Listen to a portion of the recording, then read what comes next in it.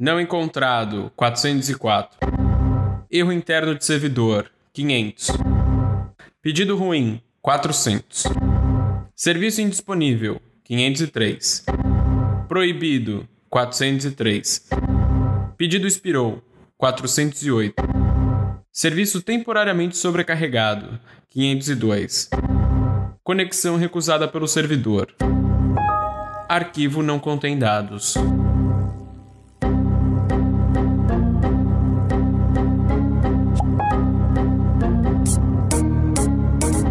A internet deu ruim são pesquisas que eu, Thiago Carrapatoso, tenho realizado nos últimos tempos com um viés, digamos, pessimista, sobre como a tecnologia nos afeta em diferentes temas. Isso não significa que a tecnologia é o demônio da nossa vida contemporânea. Na verdade, a ideia por trás dessas apresentações é tentar mostrar tendências e problemas que surgem quando desassociamos as tecnologias das nossas preocupações cotidianas, como se fosse uma esfera da vida, tanto privada quanto pública, a parte do que acreditamos, do que fazemos e do que lutamos para mudar em nossa sociedade. O espaço digital não é, como muitos acreditam, um ambiente de emancipação em que se pode fazer qualquer coisa que não trará impactos tangíveis no mundo físico. Muito pelo contrário. O que acontece no digital é uma extensão da nossa vivência quanto sociedade e reflete os problemas, crenças, ódios, relações, lutas e poderes que também estão no mundo físico. Eu não tenho a pretensão de apontar uma nova forma de internet, e muito menos de desenvolver um protótipo de um novo meio para nos comunicarmos e nos relacionarmos. A proposta é instigar você para essas realidades antes de avançar em qualquer projeto, argumento ou uso das tecnologias para trabalhos próprios ou até mesmo para sua vida pessoal. Por isso, não se assuste com a quantidade de referências um tanto quanto trágicas sobre a nossa sociedade. O primeiro tema, então, será arte, cidade e tecnologia.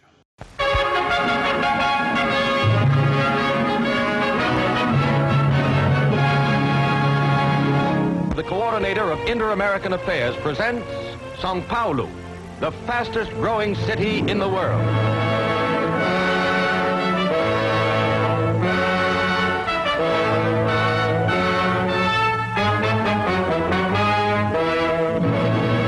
Para começarmos a nossa conversa, é importante primeiro definirmos o que é considerado como cidade dentro deste meu escopo.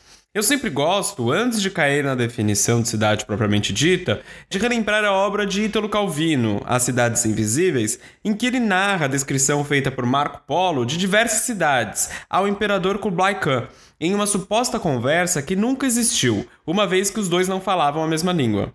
Intercalando as descrições com conversas imaginárias entre os dois personagens, Calvino aponta para diversas formas de olhar e interpretar uma única cidade, que era Veneza, sem necessariamente precisar especificar que se tratava apenas de um único objeto de estudo. Nesta obra, o objeto é quebrado em diversas facetas, com diferentes tipos de relações e interpretações, o que ajuda a desmistificar quão complexo é o ambiente urbano e as interações sociais que acontecem com sua estrutura.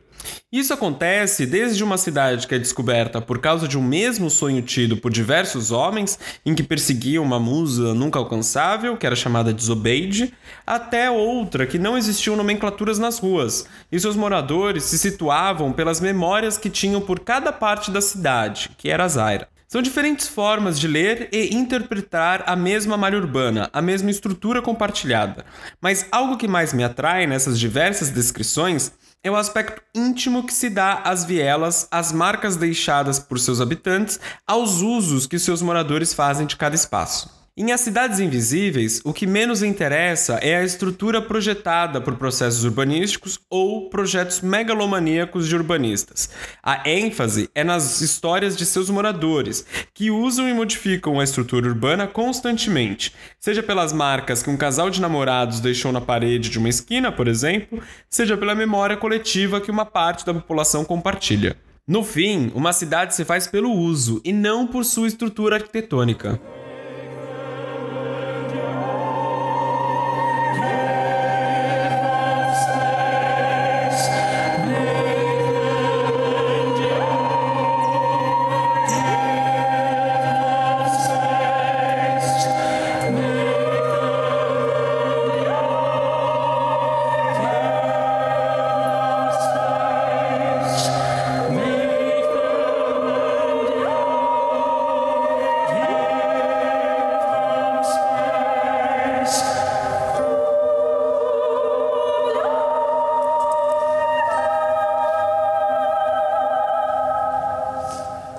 Uma outra autora que acredita neste mesmo processo é Jane Jacobs. Ela ficou extremamente conhecida por ser a ativista que foi contra um dos maiores especuladores de Nova York, o Robert Moses, que, aliás, esteve por terras brasileiras fazendo propostas para a construção do incipiente metrô de São Paulo. Foi Jacobs a responsável por barrar diversas construções de viadutos e especulações imobiliárias na região de Greenwich, de Nova York, e a advogar pela participação social nas decisões da infraestrutura urbana da cidade.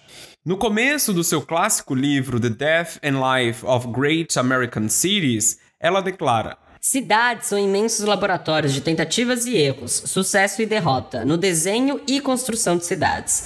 Esse é um laboratório em que o planejamento da cidade deveria ter aprendido e formado e testado suas teorias. Em vez disso, os profissionais e professores da disciplina, se assim pode ser chamada, ignoraram o estudo do sucesso e derrota da vida real, não tiveram curiosidade sobre as razões de um inesperado sucesso e, em vez disso, são guiados por princípios derivados do comportamento e surgimento de municípios, subúrbios, tuberculose, feiras e cidades dos sonhos imaginárias.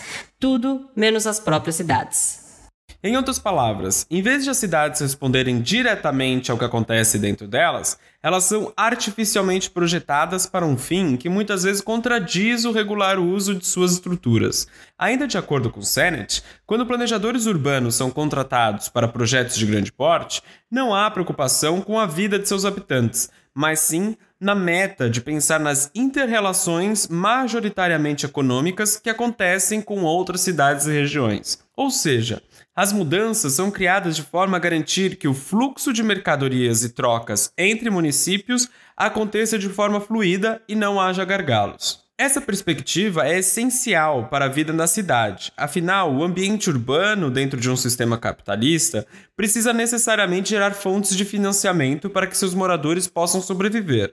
O problema é quando a vida, os próprios moradores que se beneficiariam deste emaranhado que auxilia nas relações econômicas, são completamente esquecidos e até impostos a certos condicionamentos de vida que nada tem a ver com o que desejam. Os projetos, por fim, parecem artificiais e não condizentes com a realidade. Eu sou concreto, sou progresso, não posso parar. Eu sou indústria, sou estrada, eu sou construção. E cada obra tem um pouco do meu coração.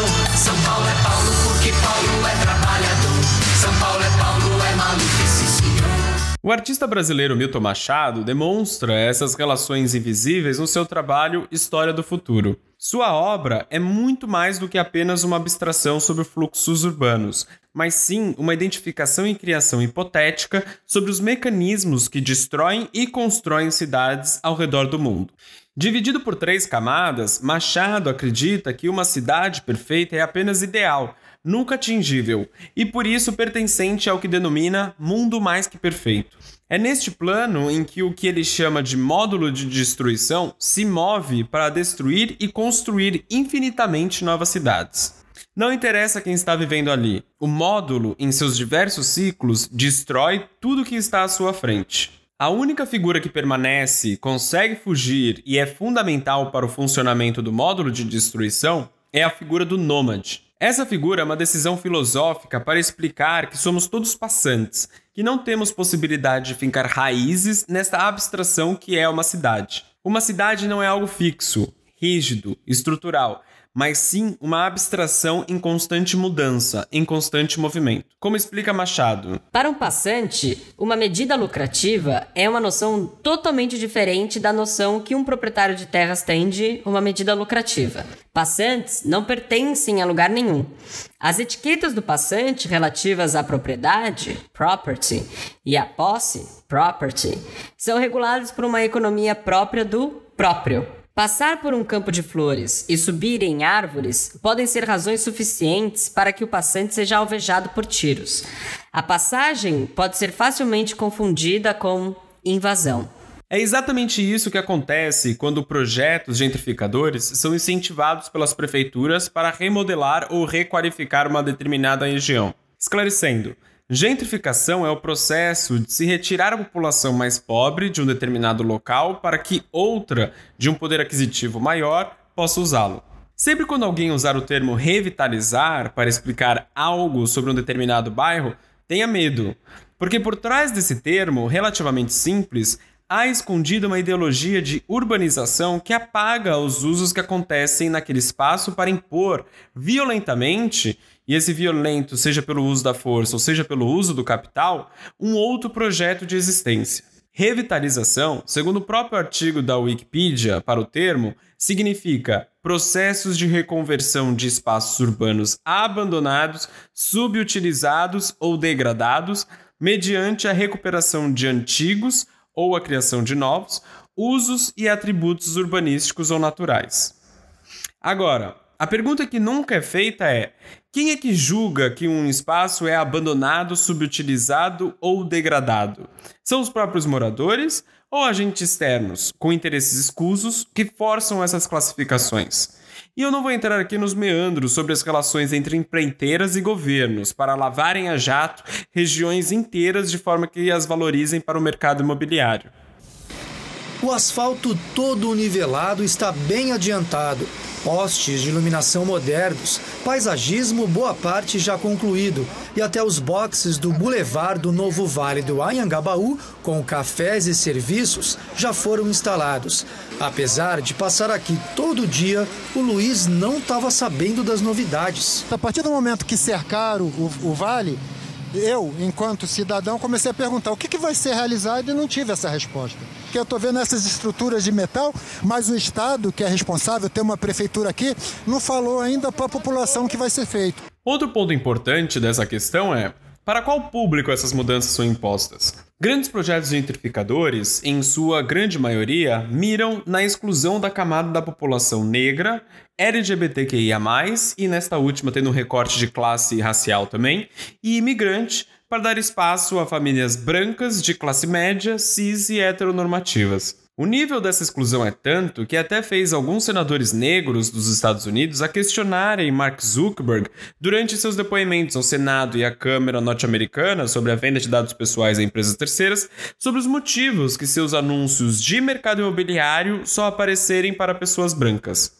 De acordo com os senadores, propagandas de venda e compras de imóveis não são direcionadas às pessoas negras, o que violaria a Fair Housing Act, ou a Lei de Habitação Justa, uma vez que propagandas não poderiam ser direcionadas explicitamente a grupos raciais. A resposta de Zuckerberg foi a mais atávica possível.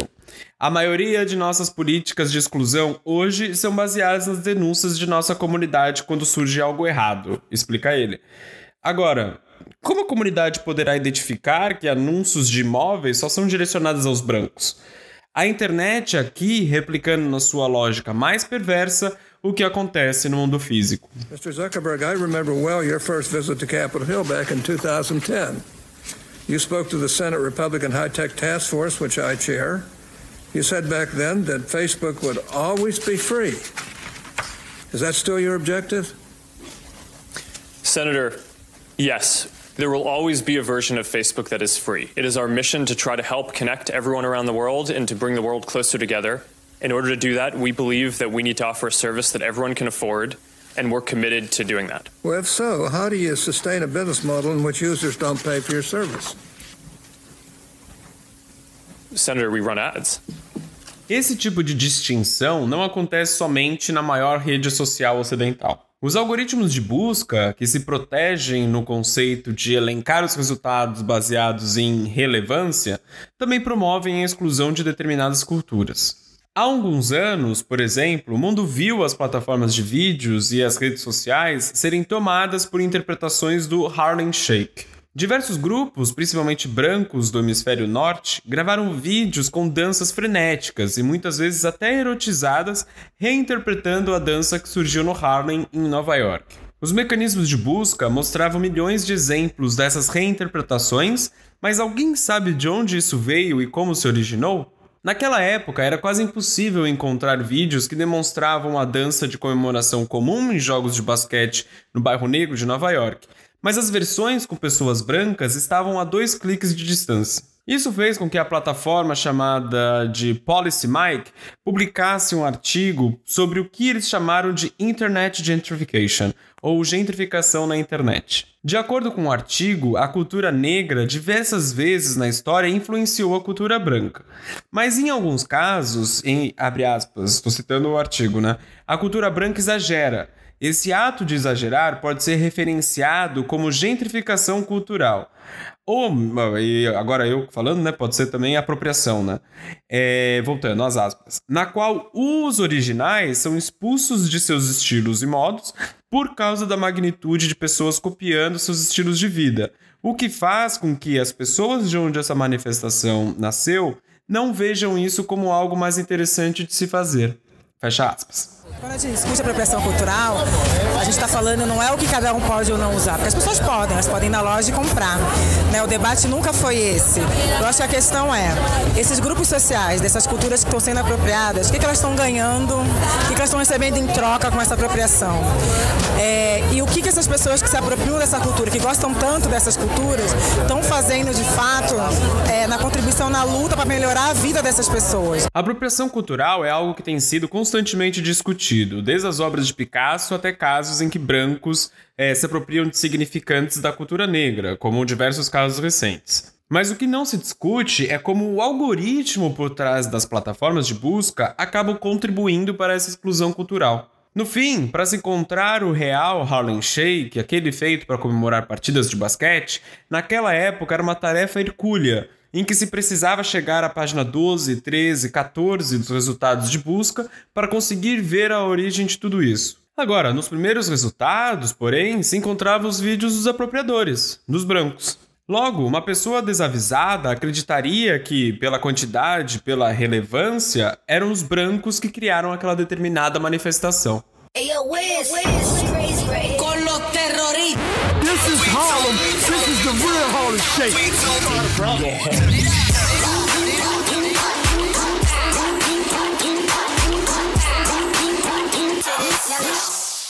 Voltando ao Facebook, é importante ressaltar que esse caso de venda de dados de milhões de usuários para a Cambridge Analytica manipular informações e perfilar usuários não é algo isolado ao hemisfério norte. Isso demonstra um poder de influência dessas poucas plataformas online em nossas decisões políticas e interferem diretamente nas decisões sobre e para onde nossas cidades serão direcionadas. Não à toa que, se compararmos Trump com Obama nos Estados Unidos, se vê uma grande mudança ideológica e para onde as políticas do país caminharam. Ou quando se analisa a proliferação de fake news organizada por grupos que se dizem idôneos e apartidários para convencer os eleitores de que determinado candidato é corrupto, mentiroso ou até mesmo terrorista. Em 2017, a Câmara dos Deputados do Brasil fez uma alteração na lei eleitoral para regularizar propagandas e permitir, durante as eleições de 2018, com que partidos e candidatos impulsionassem publicações no Facebook e Google. Apenas.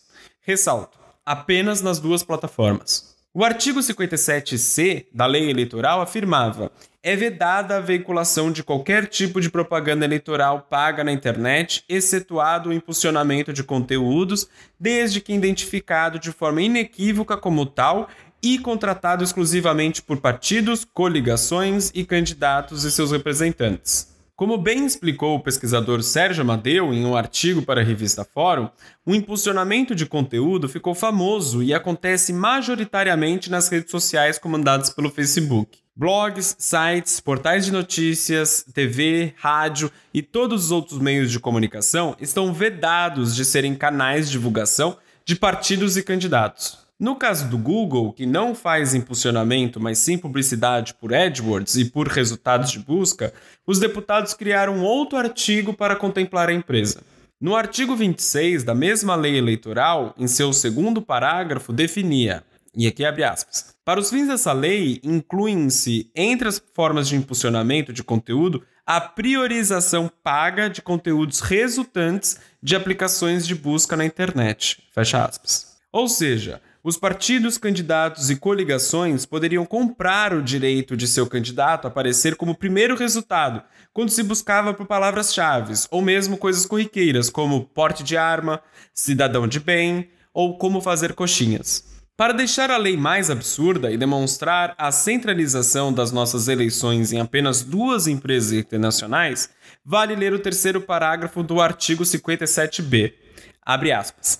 É vedada a utilização de impulsionamento de conteúdos e ferramentas digitais não disponibilizadas pelo provedor da aplicação de internet, ainda que gratuitas, para alterar o teor ou a repercussão de propaganda eleitoral, tanto próprios quanto de terceiros. Fecha aspas. Em outras palavras, se você quiser criar um meio de disseminar o conteúdo de seu candidato sem necessariamente precisar passar por essas empresas, você não pode. É crime.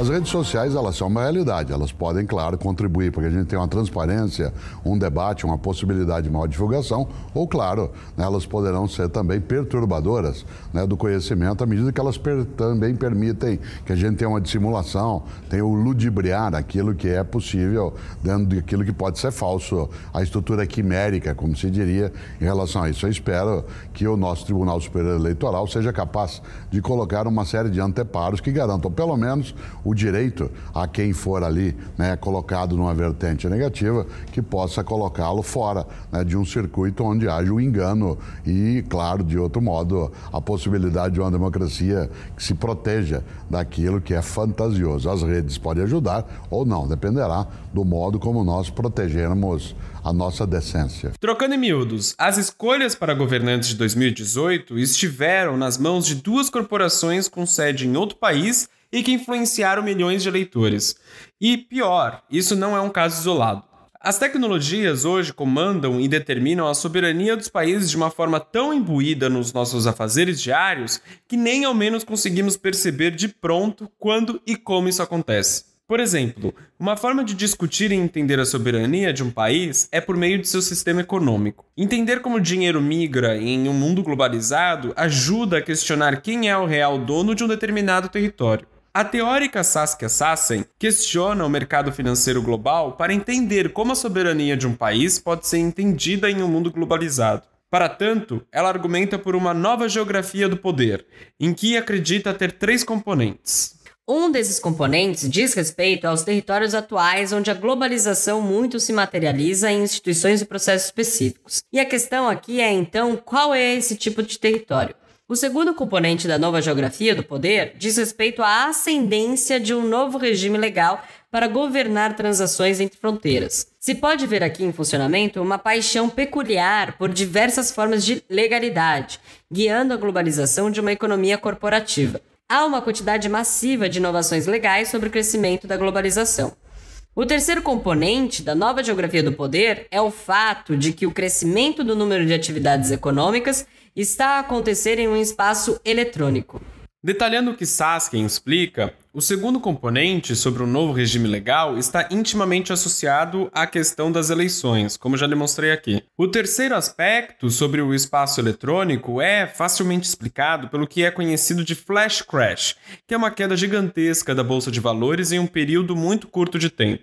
Isso acontece porque hoje o mercado neoliberal de valorização e especulação de commodities é operado apenas por algoritmos de empresas financeiras para tomar decisões em milissegundos, sem necessariamente se passar pela aprovação de um humano nas tomadas de decisão. Para se ter uma ideia, o primeiro flash crash aconteceu em 2010 e fez com que centenas de empresas perdessem trilhões de dólares em apenas 30 minutos.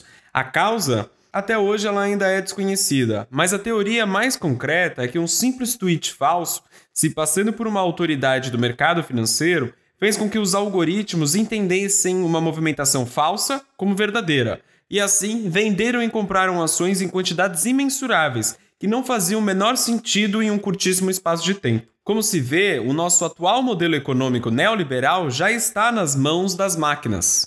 Agora, o componente que quero detalhar mais é o tipo de território que está sendo discutido. Hoje, a força das grandes corporações de tecnologia é tanta que empresas já podem ser consideradas como estados. Em julho de 2010, a revista inglesa The Economist publicou um artigo com o título Social Networks and Statehood – The Future is Another Country, ou Redes Sociais e Soberania – O Futuro é um Outro País.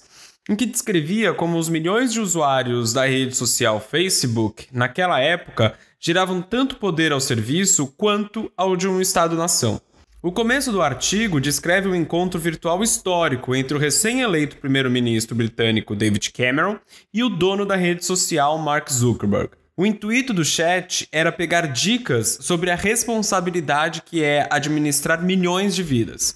Em vez de pedir conselhos a um outro chefe de Estado ou mesmo consultar sua equipa dentro de sua administração, Cameron foi pedir conselhos ao soberano Zuckerberg. Como diz o artigo, de algum modo, parece absurdo chamar o Facebook de um estado e o Sr. Zuckerberg seu governador. O Facebook não tem nenhuma terra para proteger, nenhuma polícia para segurar as leis e a ordem, não possui sujeitos conectados por uma clara compilação de direitos, obrigações e sinais culturais. Comparada com uma cidadania de um país, ser membro da rede social é facilmente adquirido e renunciado. Nem o chefe do Facebook e seus executivos dependem diretamente da aprovação de um eleitorado que pode destituí-lo. Tecnicamente, as únicas pessoas para quem eles precisam reportar são seus acionistas, mas muitos analistas da web detectam sim características de um país no Facebook. Abre aspas. É uma ferramenta que permite com que pessoas se juntem e controlem seus próprios destinos, muito como uma nação-estado. Fecha aspas,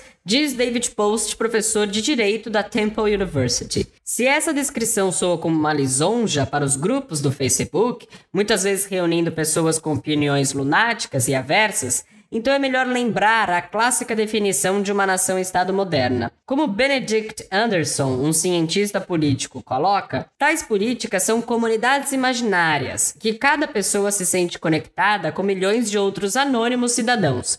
Em séculos passados, as pessoas se espelhavam em seus reis ou bispos, mas em tempos de alfabetização massiva e impressão em línguas vernáculas, como Anderson argumenta, conexões horizontais importam mais. 5 anos mais tarde, em maio de 2015, a Carta Capital publica o artigo O Golpe do Facebook, que começa com a descrição da última cúpula das Américas no Panamá, em que, como descreve a revista, abre aspas, o jovem executivo Zuckerberg, 30 anos, circulou pela reunião dos chefes de Estado como se fosse mais um deles, ou pelo menos como um presidente do Banco Mundial, não como mais um participante do Fórum Empresarial Paralelo. Chegou a invadir, por engano, uma reunião entre os presidentes do Panamá e República Dominicana. Fecha aspas. Isso aconteceu simultaneamente ao acordo feito entre o empresário e a ex-presidente eleita Dilma Rousseff para criar um protótipo do Internet.org na comunidade de Heliópolis, em São Paulo. A diferença entre 2010 e 2015 é que a rede passou de apenas 500 milhões de usuários para 1,4 bilhão e, como pontua a revista, abre aspas, uma nação maior do que a China, fecha aspas. No segundo trimestre de 2020, a rede social chegou a ter 2,7 bilhões de usuários ativos e o Brasil era o quarto colocado no número de usuários ativos com 120 milhões. Uma rápida adição aqui considerando os últimos acontecimentos. Depois da invasão de terroristas fascistas à Casa Branca a pedido do presidente norte-americano Donald Trump no começo de 2021, Zuckerberg bloqueou suas contas do Facebook e do Instagram. Ele considerou que o uso das ferramentas por Trump gerava um risco muito grande para o país e o mundo, logo ele estaria proibido de usar as ferramentas. Só para deixar um pouco mais claro qual que é a situação aqui. É uma empresa privada proibindo um presidente de uma nação a se expressar nas plataformas. Voltando ao episódio. Nesta entrevista concedida à rede CNN, o fundador Mark Zuckerberg mostra preocupação com possíveis interferências em disputas eleitorais via Facebook. Este ano temos eleições importantes no Brasil e vamos fazer de tudo para garantir a segurança, afirmou. Paralelamente a isso, em 2013, o presidente da Alphabet, que detém o Google, Eric Schmidt, junto com o então diretor do Google Ideas, Jared Cohen, publicam um livro intitulado The New Digital Age: Transforming Nations, Business and Our Lives, ou A Nova Era Digital, Transformando Nações, Negócios e Nossas Vidas, em tradução livre. Nele, há uma pequena seção chamada Virtual Statehood, ou Soberania Virtual, em que os autores teorizam a chegada de uma cidadania totalmente virtual. Como eles dizem, abre aspas, a saber, nós acreditamos que é possível que estados virtuais sejam criados e que sacudirão o cenário online dos estados físicos no futuro, fecha aspas. Para argumentar por tal Estado, Schmidt e Cohen usam como exemplo a população curda, que não possui representação fidedigna de seu território, mas possui experiência de quase autonomia, como o Kurdistão iraquiano. Como explicam os autores? Perseguidos tanto no mundo físico quanto no virtual, grupos que não possuem soberania formal podem escolher emulá-la online. Enquanto não tão legítimo quanto ou tão útil como uma atual soberania, a oportunidade de estabelecer uma soberania virtual pode provar ser, no melhor cenário, um passo significativo para uma soberania oficial, ou, no pior cenário, um agravamento que pode levar os dois lados a um confuso conflito civil. Mais adiante, Schmidt e Cohen argumentam que os dados dos cidadãos dessa soberania virtual podem ser usados para beneficiá-los quando houver algum conflito entre as partes. Ou seja, se os curdos estiverem passando por ataques, bullying ou espionagem virtuais, as informações de que quem possui ou está conectado a essa cidadania podem ajudá-los a receber apoio tanto virtual quanto físico, sejam de entidades governamentais quanto privadas. E por fim eles decretam, abre aspas, quão bem-sucedidas essas reivindicações de soberania virtual serão, que constituiria sucesso no final, ainda há de ser visto, mas o fato de que isso será factível diz algo significativo sobre a difusão de poder estatal em uma era digital. Fecha. A nova geografia do poder ajuda a explicar a influência de outras nações em questões locais. Tendo em vista a acumulação de capital por meio do mercado financeiro, é fácil entender como as fronteiras não são os reais problemas e como a soberania é mais conectada com a acumulação de capital do que com relações sociais. Ainda para Sassen, o conceito antigo de soberania enraizada na identidade não mais pode ser aplicado em dinâmicas de capital. Um exemplo que ela dá é o caso da compra de 3 milhões de hectares no Congo e Zâmbia pela China para a produção de biodiesel. Mesmo a plantação não corresponder ao bioma nacional dos dois países africanos, o foco no acúmulo de capital permite com que a compra das terras aconteça sem nem ao menos considerar o impacto ambiental dessa produção. Mesmo tendo um espaço determinado e uma nação estabelecida, não há segurança sobre quem tem a real soberania dessas regiões. A senhora vai pagar muito caro pelo que fez, Dona Odete. E você também sabe, a impunidade dos ricos tem limites. Quando há flagrantes, não há patrimônio não, Dona Odete Reutemann. Não tem a menor possibilidade de vocês escaparem da cadeia. É por esta perspectiva das instituições financeiras que outra teórica, a Doreen Massey, também questiona o espaço das cidades e territórios. Segundo os entendimentos de conflitos de Chantal Mouffe e Rosalind Deutsch, Massey usa Londres como um exemplo de uma cidade globalizada focada no fluxo de capital do mercado financeiro.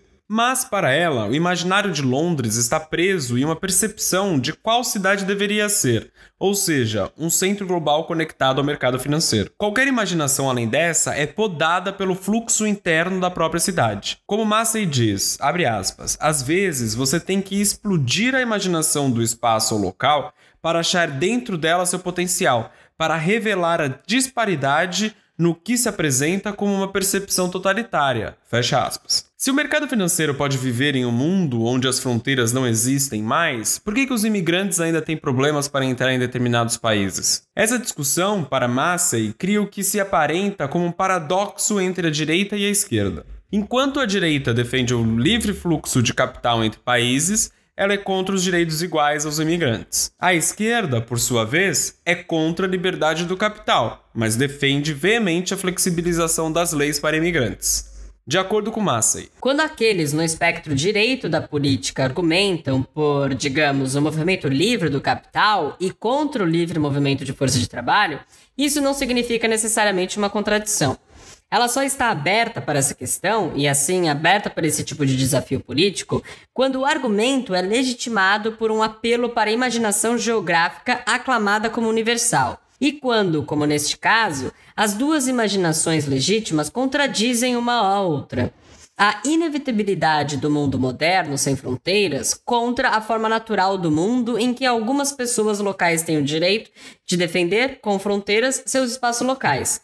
É perfeitamente coerente argumentar simultaneamente pelo relaxamento significativo das leis europeias para imigrantes, maior abertura, e pelo direito de países em desenvolvimento colocar barreiras protecionistas, digamos, a um setor vital de produção ou uma indústria emergente, maior fechamento. Hoje, em um mercado neoliberal, os governos, principalmente os do hemisfério norte, têm a possibilidade de explorar as riquezas de outros países de forma legal, simples e em uma velocidade incrível.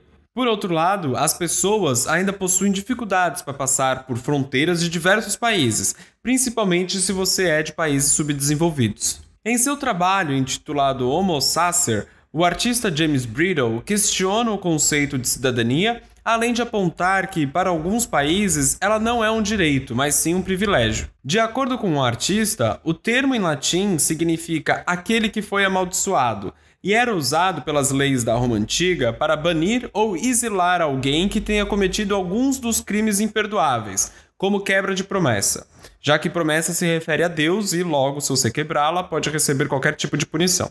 Essa pessoa, por ser amaldiçoada, poderia ser matada por qualquer um sem penalidades. Foi somente em 1679, com o surgimento do habeas corpus como um instrumento jurídico, que a figura do criminoso, entre aspas, foi extinta e se definiu que todos possuem os mesmos direitos, pelo menos na teoria.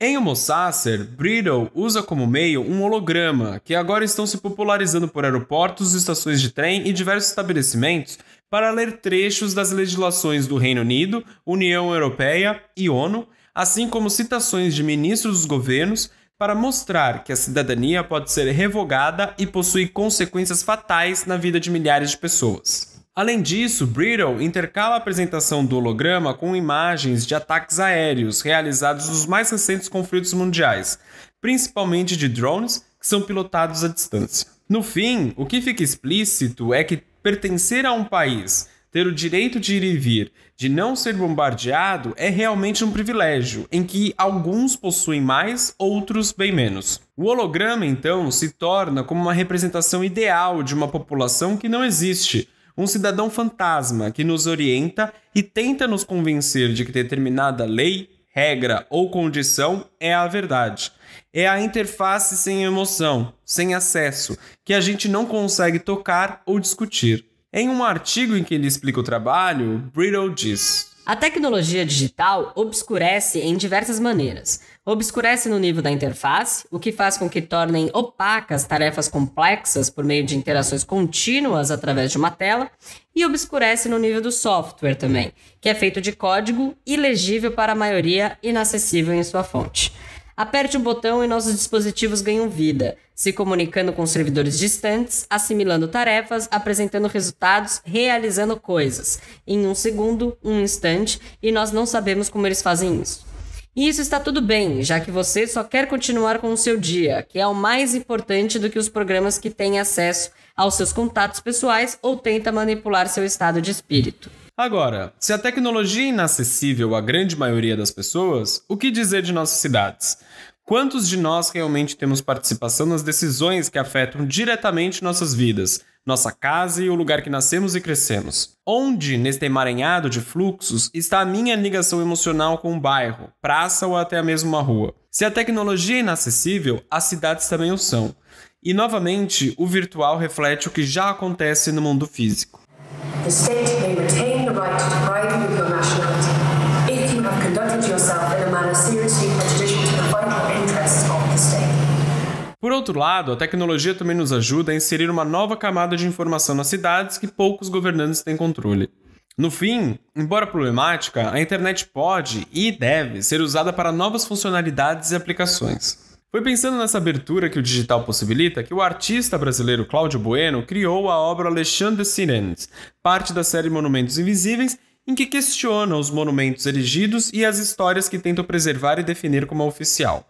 Em qualquer cidade de qualquer lugar do mundo, se pode ver nas vias públicas estátuas e monumentos aos grandes heróis e personalidades que marcaram a história local. Mas, em sua imensa maioria, essas estátuas são sobre homens brancos, heterossexuais e pertencentes à elite do país. As outras histórias, como de mulheres, negros, pobres e população LGBTQIA+, praticamente não possuem monumentos. Durante, então, uma residência artística que fez em Quebec, no Canadá, Bueno pesquisou sobre a história do antigo porto da cidade, que é uma zona militar restrita em alguns dias para visitantes pedestres e que só pode ser acessada por navios e embarcações. Para que os turistas possam visitar a área, é preciso passar pela imigração e ter o seu passaporte checado. Visitantes locais, cidadãos, porém, têm acesso restrito. Nas suas pesquisas, Bueno descobriu que durante a Segunda Guerra Mundial, um navio de comunicação, que era majoritariamente composto por mulheres, naufragou exatamente naquela região, matando praticamente toda a sua tripulação. Como forma então de homenagear as mulheres mortas, convidou algumas cantoras de um conservatório próximo para compor uma canção inspirada no canto das sereias, aludindo assim ao perigo e à beleza que são essas mulheres que passavam as informações e coordenadas para diversos soldados, mas ao mesmo tempo foram enterradas e esquecidas no fundo do mar. Essa obra só pode ser acessada por telefones celulares quando a coordenada do GPS coincide com a localidade, ou seja, um monumento digital. Tudo isso para afirmar que, sim, a internet deu ruim, e deu ruim mesmo, e que as nossas cidades também não estão muito longe disso, ou até são piores. Diversas questões e tópicos que são tão importantes para entendermos as nossas vidas não são divulgadas ou debatidas conforme deveriam. Entender as cidades é o mesmo que tentar entender a virtualidade. Como disse Brittle, elas são obscurecidas. Mas há sim novos meios para contornarmos isso e trabalharmos de forma que melhoraremos o meio urbano que vivemos e tenhamos mais consciência sobre aquilo que tomamos como certo, comum, como já dado e que pouco podemos fazer. Termino aqui então com esse trabalho do Cláudio Bueno, que representa ao mesmo tempo o belo e o perigoso.